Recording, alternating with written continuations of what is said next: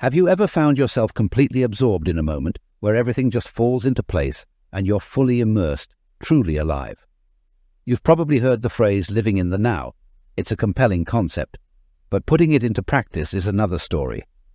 If you're nodding along, feeling like you've mastered this skill, then you're already living the dream. But if you're eager to discover how to harness the power of the present for yourself, then you're in the right place. Welcome to Teaching Tales. In today's journey, we're not just talking theory, we're plunging into the depths of the power of now. I'm Arthur, and I'll be your guide from understanding the essence of living in the moment to making it a real, tangible part of your everyday life. Stick with us if you're ready for change. This episode could be the start of something new, right here, right now. Alongside the wisdom of Eckhart Tolle, I'll show you how to unlock the fullness of being present and the profound impact it can have on your life. This is Teaching Tales.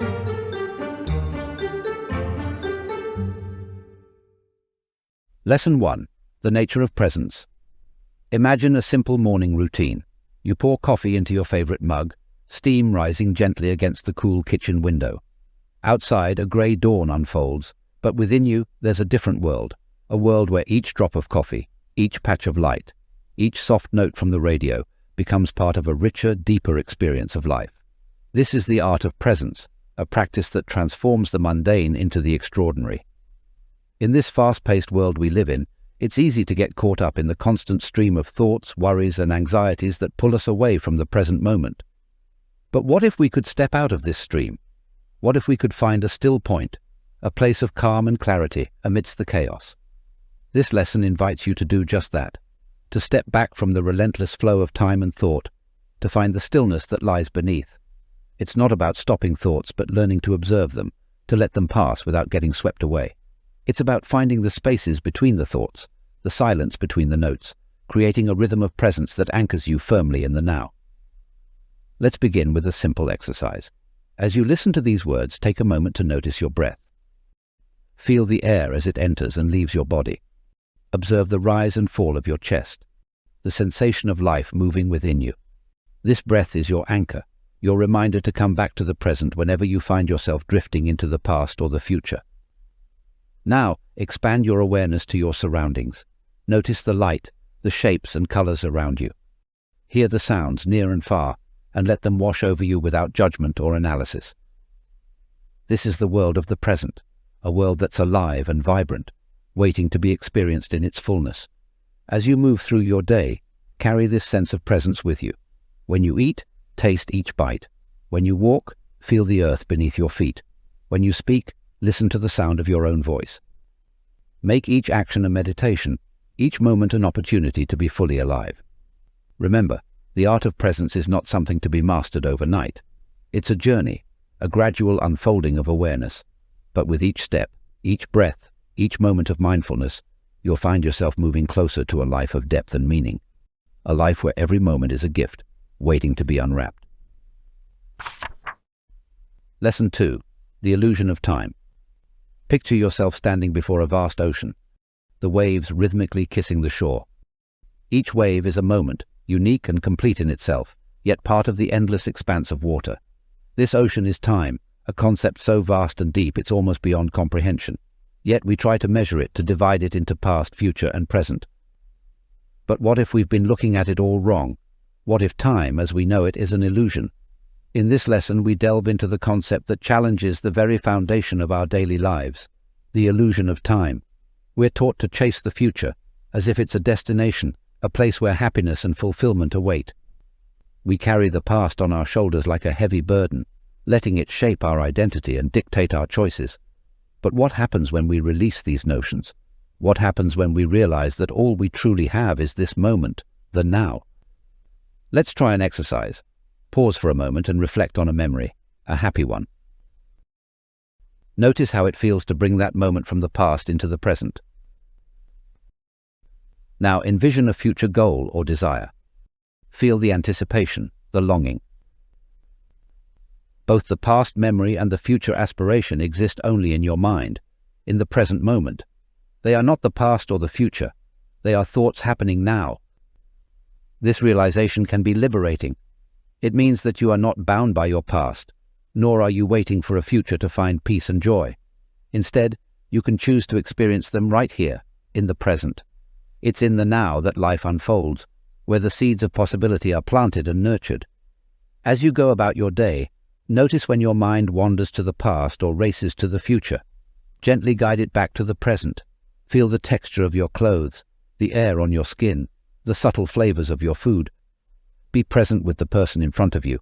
Listen deeply, engage fully. This is where you live, where you love, where you are truly alive. Time is a useful tool for navigating the practicalities of life, but it's not a place to live. By understanding the illusion of time, you free yourself from its constraints. You begin to live in a state of flow, where each moment is not a stepping stone to somewhere else, but a place of power and potential. Embrace this moment, for it is the only time that truly exists. Here in the now is where life's magic happens. Welcome to the present. Welcome to life. Lesson 3. Ego and the pain body. Imagine you're walking through a crowded market, the air filled with the chatter of voices and the scent of fresh produce. Suddenly someone bumps into you, spilling your drink, and without a second thought you snap at them, irritation flaring up like a spark to tinder. That immediate, almost automatic irritation, that's the ego in action, quick to defend, quick to judge, always ready to assert itself.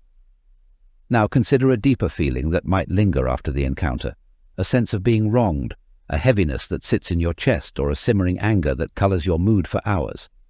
This isn't just a reaction to the spilled drink. It's an old, familiar ache that's been triggered, a collection of all the times you felt disrespected or slighted.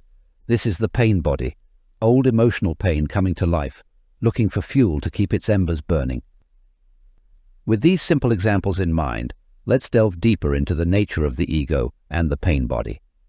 The ego is like a character in a play, one you've been performing for so long that you've forgotten it's just a role. It's built from your personal history, your culture, your experiences, and it thrives on separation. Me versus them, mine versus yours. It's the voice that tells you that you must constantly compete, compare, and come out on top to prove your worth.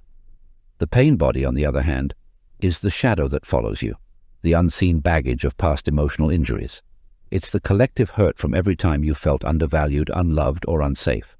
When it awakens, it can take over, making you react in ways that might seem out of character, driven by unresolved hurt rather than your true intentions.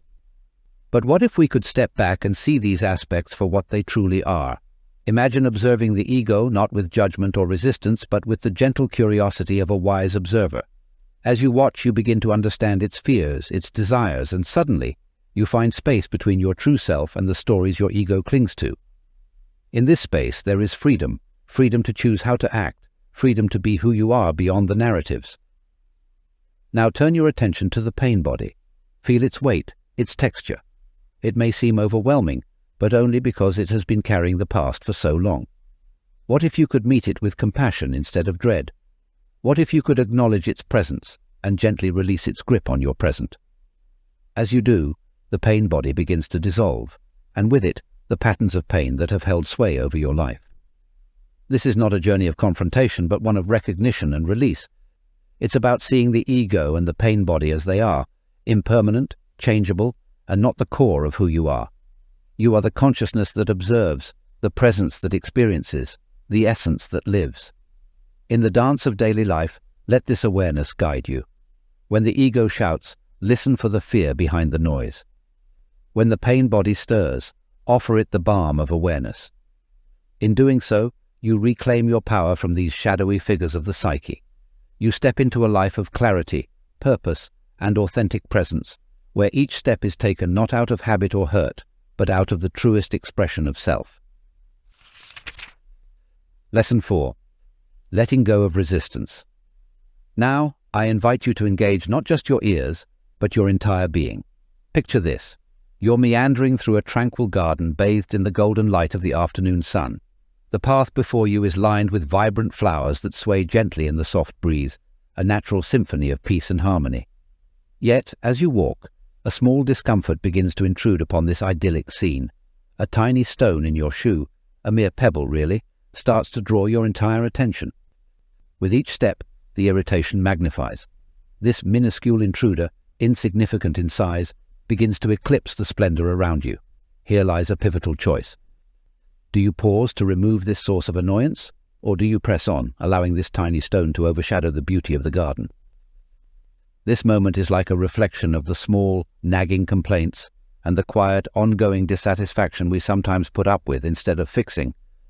It's the doubts and regrets that often guide what we do, the harsh voice inside us that criticizes our choices, and the common fear of what might happen that can control how we live. Resistance is that inner conflict that arises when we're at odds with what is. It's the struggle we face when we wish for reality to be different, when we're unable to accept and flow with the present moment. Whether it's a change in plans, an unforeseen event, or an unfulfilled wish, resistance manifests as a refusal to accept and adapt. But what if instead of tensing against the uncertainties and challenges of life, we chose to release them? Imagine the relief of stopping to remove the stone from your shoe. Suddenly the garden's beauty comes back into focus, the softness of the earth underfoot, the chorus of birdsong in the air. Releasing resistance is akin to this simple act. It's about recognizing the discomfort, acknowledging its presence, and then making the conscious choice to let it go. It's about saying yes to the moment, yes to life, even when it unfolds in unexpected ways. This isn't about giving up on your dreams or becoming passive. It's about engaging with life from a place of acceptance and openness. So as you continue on your journey, remember the garden and the stone. Let it serve as a reminder that resistance is a choice, and so is letting go. Every moment gives you a fresh chance to choose freedom, to choose peace. When you accept things as they are, life stops being about overcoming hurdles. Instead, it turns into a path to be walked and enjoyed, with an open heart that's ready to take in all the beauty and surprises that come your way. Lesson 5. Embracing stillness and silence. In the heart of a bustling city, amidst the cacophony of honking cars, chattering crowds, and the relentless rhythm of footsteps on pavement, there lies a hidden garden. This garden, unknown to most, is a sanctuary of silence and stillness. It's surrounded by high walls that muffle the noise of the city, and within its confines, time seems to stand still. Now, imagine yourself stepping into this garden. As the gate closes behind you, the city's roar fades into a hushed whisper. You're enveloped by a profound silence, and as you sit on a bench beneath an ancient oak, you feel the stillness settle around you like a soft shawl. This garden is a metaphor for the stillness and silence that resides within each of us. It's the inner sanctum that we can retreat to amidst the chaos of our daily lives. It's the space where we can find respite and rejuvenation, where the incessant chatter of the mind ceases, and we are left with the essence of who we truly are. In this stillness we find clarity. The problems and puzzles of life that seemed insurmountable now unravel themselves effortlessly. Solutions emerge from the silence not as forced efforts of the will, but as the natural unfolding of understanding. Silence also has its own language. It speaks in the language of the heart, in the language of being. Without words, we connect with the world and with others in a deeper, more meaningful way. Embracing stillness and silence isn't about turning away from the world or our duties. It's about finding a balance between doing and being, between sound and quiet. It's about creating moments of silence in our busy days. As you move through your day, keep the image of the hidden garden in your mind. Know that you can enter its peace at any time. You can find calm in the midst of chaos, quiet in the midst of noise. It's always there, waiting for you. By embracing stillness and silence, you reconnect with your true self. And from this place of inner peace, you can bring tranquility and intention into every aspect of your life. You can reach this peaceful state by taking deep breaths and focusing on your breathing, letting go of your surroundings. Continue this practice until you feel yourself arrive in that quiet, still place. Lesson 6. Applying presence in daily life. Imagine a craftsman, an artisan of old, working meticulously on a piece of fine pottery. Each movement is deliberate, each touch is precise. There's a dance of fingers on clay, a harmony of form taking shape. The craftsman is not hurried by the thoughts of the next vase, nor is he lamenting a crack in the last. He is fully present with his creation, in a state of flow where time and identity dissolve into the act of creation itself. This craftsman embodies the essence of applying presence in daily life. It's about engaging fully with the task at hand, whether it's crafting pottery, having a conversation, or even performing the most mundane chore. Presence transforms these simple acts into profound experiences. In the realm of relationships, presence takes on a new dimension. It's about truly listening, not just with the intent to reply, but to understand. It's about seeing the person in front of you, not through the lens of your judgments or the narrative of past interactions, but as they are in the now.